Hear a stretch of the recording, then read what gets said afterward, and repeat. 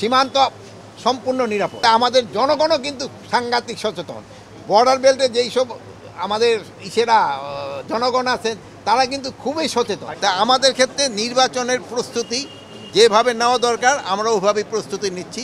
আল্লাহ দিলে ফেব্রুয়ারি মাসে নির্বাচন করতে আমাদের কোনো ধরনের অসুবিধা হবে না। আমাদের চিফ অ্যাডভাইজার, মাননীয় চিফ অ্যাডভাইজার যে রোড ম্যাপটা মানে ডেটটা বলে দিচ্ছে, আমার রোড ম্যাপটা তো ইলেকশন কমিশন দিবে। আমরা ওইভাবে আমরা ইলেকশন করার জন্য প্রস্তুতি নিচ্ছি এবং আমরা ওই সময় পুরোভাবে প্রস্তুত থাকবো। অস্ত্র উদ্ধারের ব্যাপারে কিছু বললেন না? অস্ত্র উদ্ধারের ব্যাপারে অস্ত্র কিন্তু আজকেও কিন্তু অস্ত্র উদ্ধার হয়েছে। অস্ত্র এটা কিন্তু একটা চলমান প্রক্রিয়া, এটা কিন্তু ডেইলি অস্ত্র উদ্ধার হচ্ছে। ইলেকশনের আগে আমরা আশা করতেছি প্রায় অস্ত্রই আমরা উদ্ধার করে ফেলব। এখন এটা হলো ফেসবুক দেশ, হলো আমরা স্বাধীন দেশ। আপনারা কিন্তু আগে অনেক কিছু প্রকাশ করতে পারেন নাই, এখন আপনারা সব কিছু প্রকাশ করতে পারেন।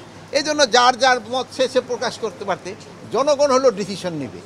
মানে জনগণ যেই সময় ভোটারমুখী হয়ে যাবে এবং পলিটিক্যাল পার্টিগুলোর জন্য ভোটারমুখী হয়ে যাবে, সেই সময় দেখবেন এই সব কিছু কেউ কোনো বাধা দিতে পারবে না। এটা হলো জনগণ হলো আমাদের মেইন ফ্যাক্টর এবং পলিটিক্যাল পার্টিগুলি এই যে নির্বাচন, তারা যে সময় নির্বাচনমুখী হয়ে যাবে, এখনই জনগণ কিন্তু নির্বাচনমুখী হয়ে গেছে। যেমন আপনারা নির্বাচনমুখী হয়ে গেছে।